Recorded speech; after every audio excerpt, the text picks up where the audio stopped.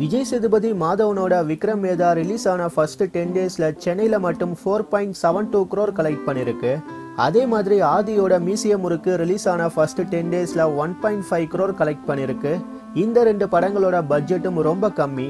அதனால producer, distributor, theatre ஓனர்னு 3 பேருக்குமே இந்த ரெண்டு படங்களும் பெரிய ப்ராஃபிட் கொடுத்துருக்கு.